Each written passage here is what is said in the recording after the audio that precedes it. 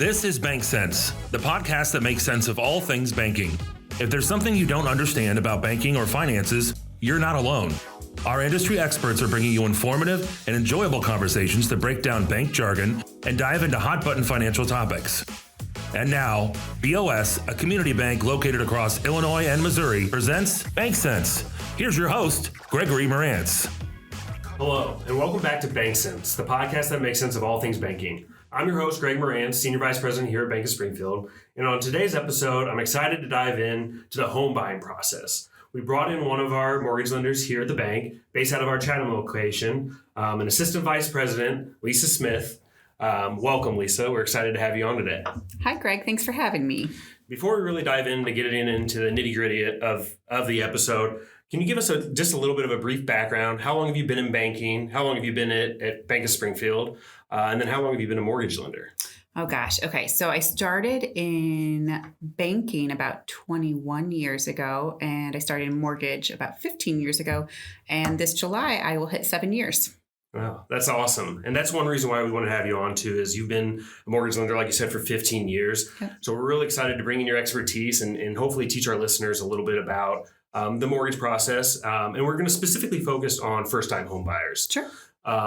Really, those individuals who, might be a couple years out of college, had just started a job, had been renting for a couple years, but are finally looking at taking that next step in buying a house. So the first question is, what would be the first step for that individual to take to get a mortgage or to get potentially pre-approved? Sure. Honestly, the first step, particularly in the past couple of years, it's been very important to get pre-approved. You go see a realtor first. They're going to say, hey, you need to get over to a lender, see where you're at, see what you can afford and what you're comfortable with. So, the first thing I would recommend is going to a local lender and seeing where you're at.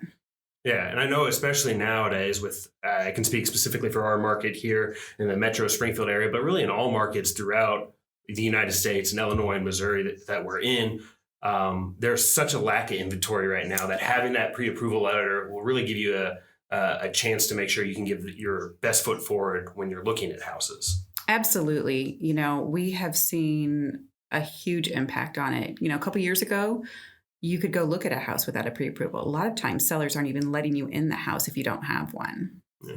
So if you want to get pre-approved, what are typically the first steps that an individual might take? Yeah. So you'd go see your local lender. Typically the most important thing that you take with you are a couple of most recent pay stubs, your recent W-2s, and some bank statements. That's going to help the lender get an idea of where your income is, how much you have saved for down payment. And then they'll just go through a Q&A really of seeing, where you're at, what you're comfortable paying, because what you can be pre-approved for is maybe not always what you're comfortable paying. Sure. So it's super important to make sure that both of those line up. And then what would be the next steps after you've gotten all those documents? Does it take a long time to get pre-approved, or is it a short time frame? No, we can get them done pretty quickly. If it's just standard income, nothing too crazy. If it is a self-employed borrower, it might take a little bit more time for us to get a full idea of where your financial portfolio is, but really it can be done pretty quickly. And, if for some reason you're not ready to purchase at that moment, we'll give you, steps to get in that direction and to be able to purchase a home at a later date. Okay. So you've gotten the pre-approval letter done. What are the next steps, or are there any tips that you should really focus on maybe not doing before you put an offer in on a house? Or is there any other suggestions you would give that individual? Absolutely. So one of the biggest things we tell any buyer is don't go and make any new purchases. Don't go buy a new car. A big question we get a lot of times is, I want to buy a washer and dryer or furniture for the new house. And we're going to tell you, no, let's hang tight. Make sure we keep their money where it's at, or even increase your savings before you buy. After you buy, you can buy those additional things for your home. I know we mentioned earlier that inventory is kind of a hot topic right now in our industry.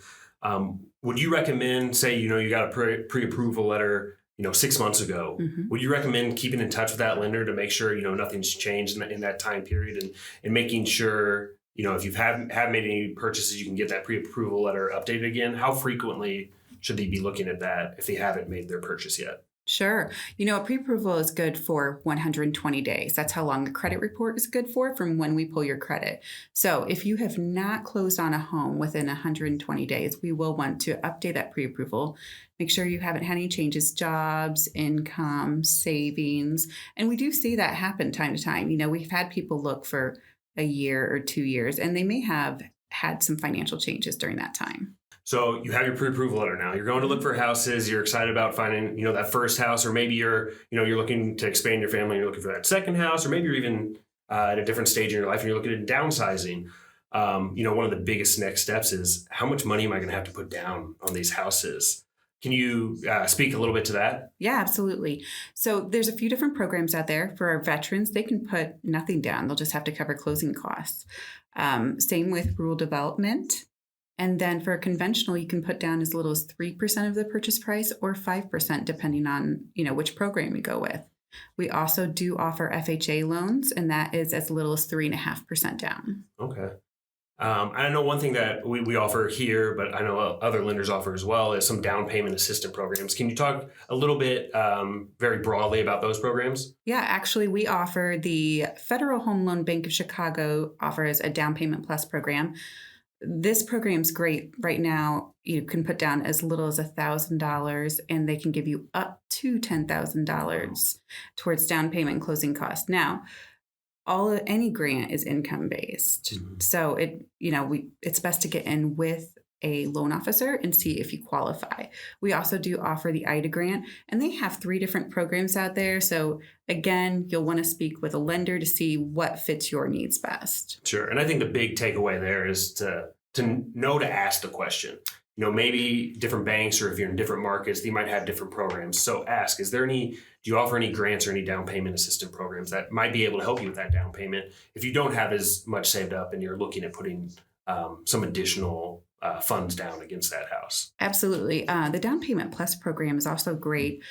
It is geared towards local and state banks. So if you're a federal bank or you're a mortgage company, that grant isn't available. So it's really important to stick with your local lenders. So we've got all our questions about down payments answered. So you went out, you found a house, you have a sales contract signed.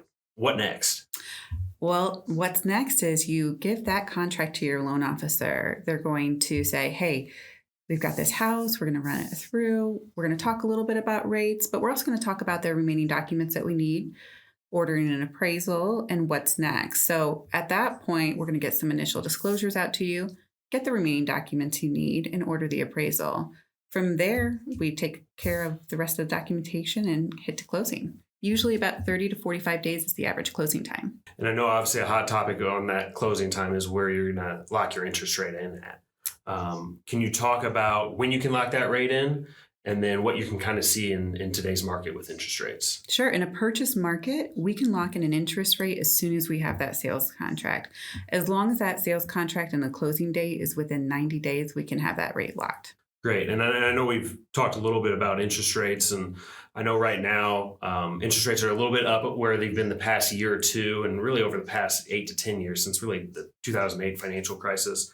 They're up currently at the moment, but I think the one thing we really want our listeners to understand is that they're still at historical lows. And then you always have the opportunity to potentially refinance as well if rates do drop again. Can you talk a little bit about how that would work if rates do drop and you choose to refinance? Absolutely. So when we are talking about refinancing, it's going to depend on the client. Like, where was their interest rate when they locked on their purchase, and where it is at the time when they would like to refinance. Some that may come sooner than others. It really depends on the loan amount, how much term you have left, if you want to reduce your term. There's a lot that goes into it, but I would definitely call your lender and say, hey, is this right for me? And any local lender is going to do what's best for you. Yeah, and I think that's the one thing that I'd like really everyone to take away from this episode is especially as a community bank. And so I really appreciate you coming on and explaining the topic. It's obviously is a very important topic for anyone out there that's looking at buying a house.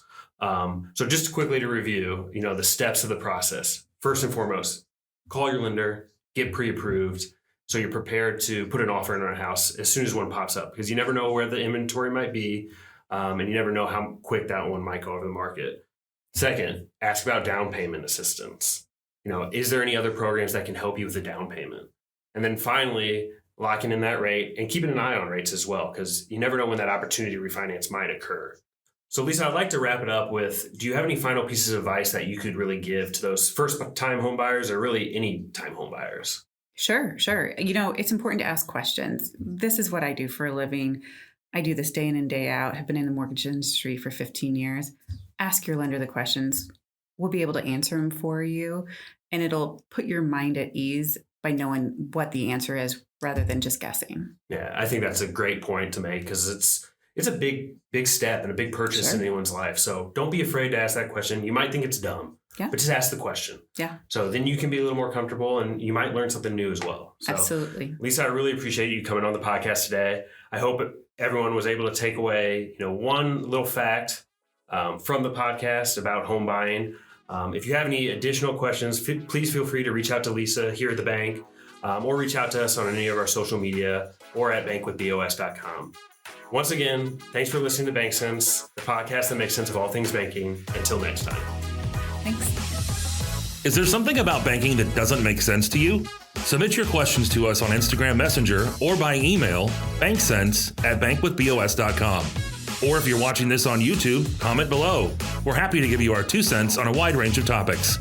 Thank you for listening on Spotify, YouTube, or wherever you get your podcasts. And please leave us a 5-star rating and review so we can continue to bring you more educational content.